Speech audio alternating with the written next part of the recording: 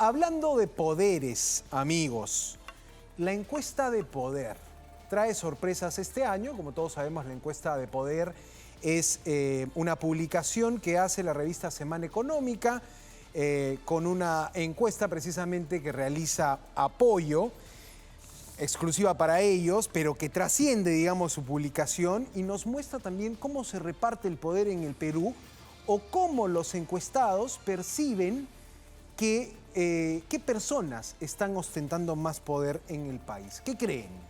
Este año, y allí el título ya les dice, hay dos poderes en Palacio de Gobierno. Estamos hablando de que el principal resultado de la encuesta, que es quién es la persona más poderosa del país, te da a la presidenta de la República, Dina Boluarte, con 85% en la cabeza de la encuesta. Pero exactamente en el mismo nivel, con 85%, está Alberto Otárola, el presidente del Consejo de Ministros, el número 2 del gobierno. ¿Ah? Esta situación hace buen tiempo no se daba. Siempre, normalmente siempre, el presidente era el peruano con más poder. Pero ahora el poder lo comparten, o el número 1 en esta posición de poder se comparte entre la presidenta y el premier Alberto Otárola. Como número 3 está Keiko Fujimori, después sigue Patricia Benavides, César Acuña, Julio Velarde, pero siempre es interesante ver esto porque es un poco la percepción que tienen los encuestados.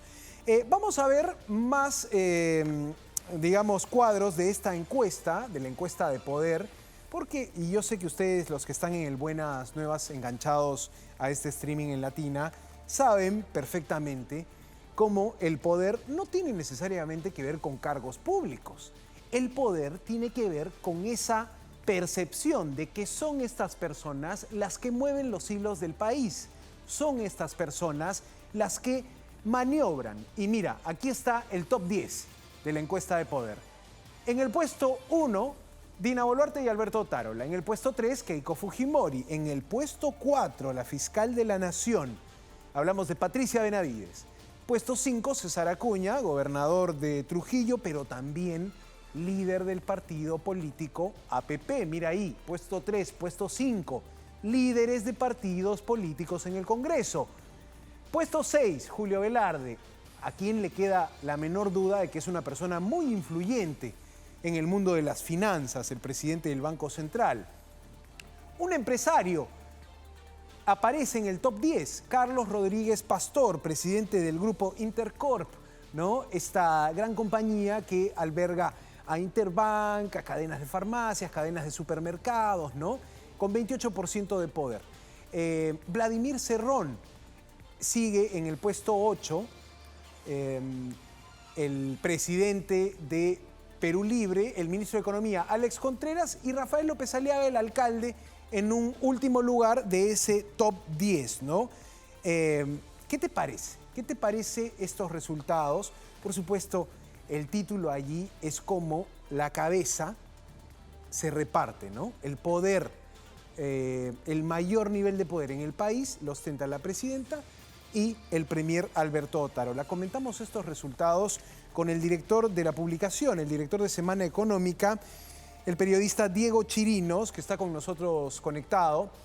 Diego, los saludo, muy buenas noches. Santiago Gómez, aquí desde los estudios de Latina. Interesante ver esta situación de dos personas compartiendo el poder. Quisiera empezar preguntando quiénes responden esta encuesta de poder para que también las personas que nos vean entiendan la naturaleza de esta medición ya clásica de Semana Económica. Muy buenas noches, Diego. Buenas noches, Santiago, a ti y a toda tu audiencia. Efectivamente, esta es la edición número 43 de la encuesta. Esta encuesta, solo una precisión, la realiza Ipsos para Semana Económica. Y básicamente quienes responden a esta encuesta son autoridades, políticos, líderes de organizaciones no gubernamentales, líderes de opinión, periodistas, analistas económicos, analistas políticos también. Es más o menos una muestra de alrededor de 300 líderes de opinión y organizaciones como las que te he comentado. sobre las cuales hacemos diversas preguntas relacionadas con el poder. Como mencionas bien, este es el primer año, es la primera vez que un presidente del Consejo de Ministros iguala el porcentaje de poder de la máxima autoridad del Estado, en este caso la presidenta Dina Boluarte.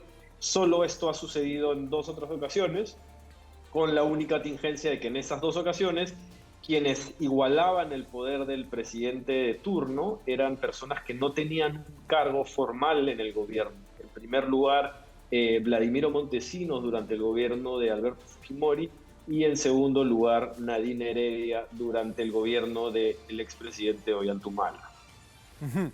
Ese es un tema importante porque hemos tenido otros casos donde no necesariamente solo el presidente tiene más poder, sino personas que pueden estar, digamos, en su círculo más íntimo, ¿no? El caso de Humala y Heredia, el caso de Fujimori y Montesinos. Ahora, me sorprendió también ver a solo un empresario en el top 10.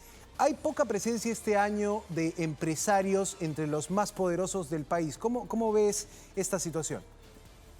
Hay poca presencia, efectivamente, solo hay un empresario, como bien señalaste, el señor Carlos Rodríguez Pastor, el presidente de Intercorp.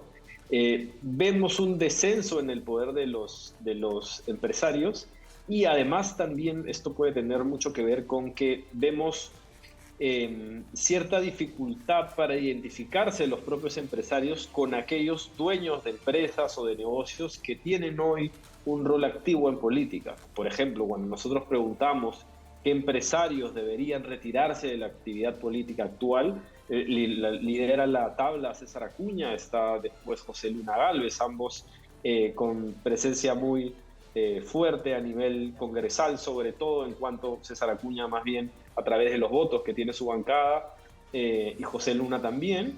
Y en tercer lugar, el alcalde de Lima Metropolitana, Rafael López Aliaga. Entonces hay cierta dificultad para sentirse identificados con estos empresarios que hoy están en la arena política, y también esta percepción de una necesidad de cambio, si quieres decirlo de alguna manera, entre los empresarios que representan al grupo en general del empresariado peruano.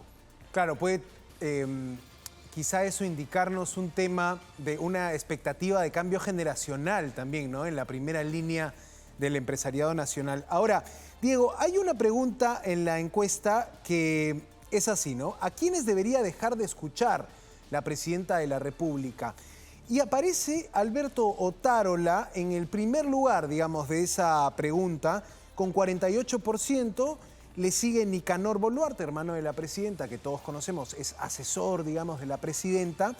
¿Cómo ves esa situación de, por un lado, la gente reconoce que Otárola tiene exactamente el mismo poder que la presidenta, pero por otro lado, la gente encuestada considera que más bien la presidenta, casi en un 50%, tiene que dejar de escucharlo? ¿Cómo leemos eso?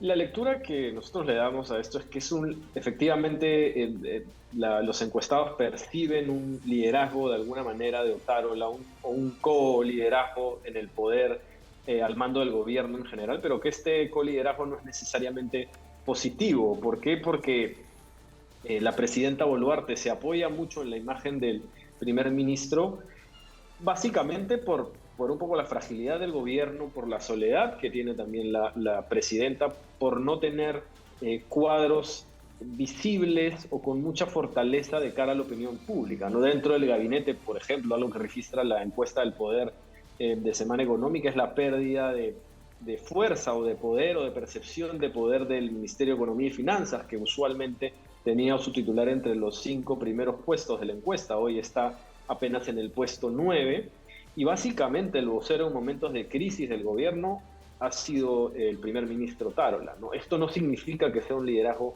necesariamente positivo, sino que es un poco lo que le queda a la presidenta Boluarte en esta soledad que se ha construido a su alrededor. Y prueba de ello es que no solo Otárola ostenta el mismo nivel de poder que la presidenta, sino también 9 de cada 10 encuestados creen que él es la mayor influencia de la presidenta. Y precisamente casi 5 de cada 10 creen que es además a quien debería dejar de escuchar. ¿Por qué? Porque, por ejemplo, en casos como las protestas de fin de año y de inicios de año, Otárola tuvo un discurso en algunos momentos bastante confrontacional, que no necesariamente fue bien recibido desde todos los sectores, ¿no? Entonces, yo ahí sí haría una distinción entre que puede percibirse como poderoso, pero ese poder no necesariamente, o esa influencia no necesariamente es positiva de cara a la presidenta Dina Boluarte. Interesante estas dinámicas en el puesto 1 que comparten la presidenta y el premier. Hablando de instituciones, nos mencionabas que el Ministerio de Economía pierde, digamos, algunas posiciones en la pregunta ¿qué sectores o instituciones considera usted que tienen más poder en el Perú?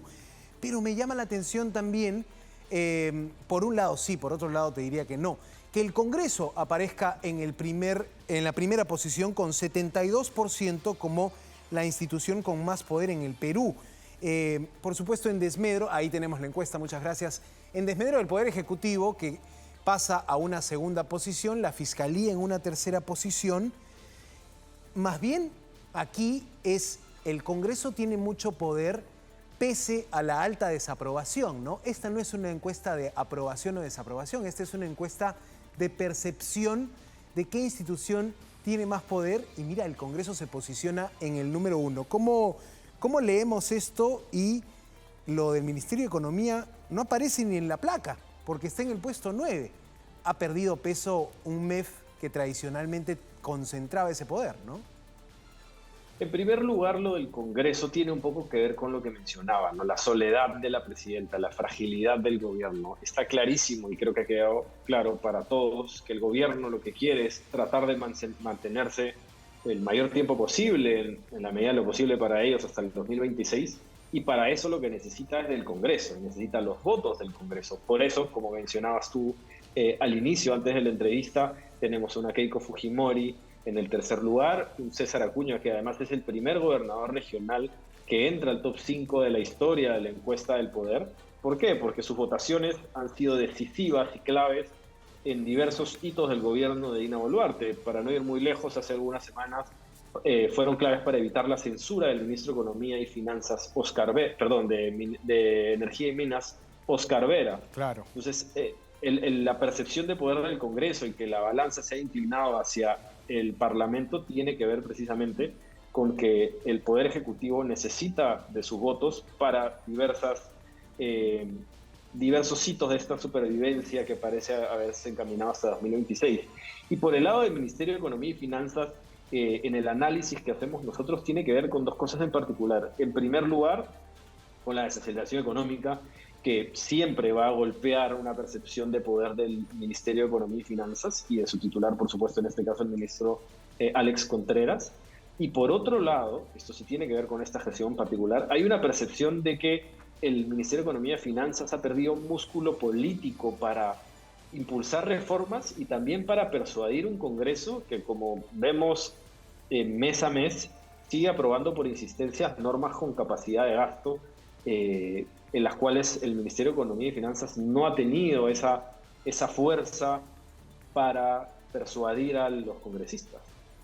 Claro, interesante esto que comentas, digamos, de que finalmente también la mala performance económica del país, digamos, el hecho de que estemos casi pegados a ese cero de crecimiento en el PBI, termina golpeando la sensación de poder que se le atribuía a ese Ministerio de Economía y Finanzas. Aparecen líderes de partidos políticos también en la encuesta de poder.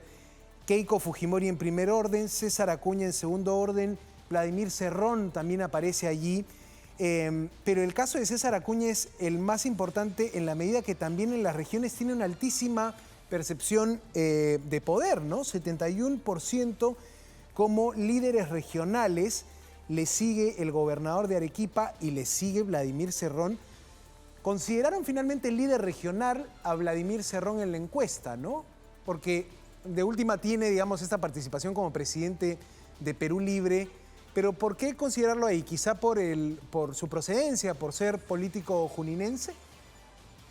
Efectivamente, ¿no? Por la procedencia, por la influencia que en algún momento también supo tener a través del gobierno de Pedro Castillo en las diversas regiones. Recordemos que el gobierno del expresidente Castillo puso mucho énfasis en los consejos de ministros descentralizados, etcétera, ¿no? El caso de Acuña es particular, ¿por qué? Porque no solo se mantiene en el primer lugar, sino que saca mucha mayor diferencia, casi duplica la diferencia que tenía el año pasado respecto a su perseguidor en cuanto al liderazgo regional, ¿no? Y esto tiene que ver, sin duda, con, como decía, los votos clave que tiene el Congreso, tiene actualmente todavía, aparentemente por ahora van a mantener al presidente Alejandro Soto, el presidente del Congreso, que es de Alianza para el Progreso. Tuvo también a la expresidenta del Congreso, Lady Camones.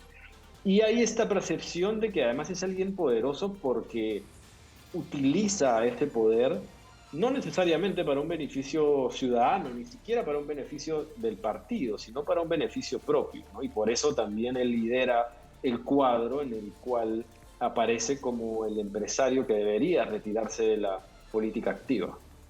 Correcto. Diego Chirinos, director de Semana Económica, comentando la última encuesta de Poder.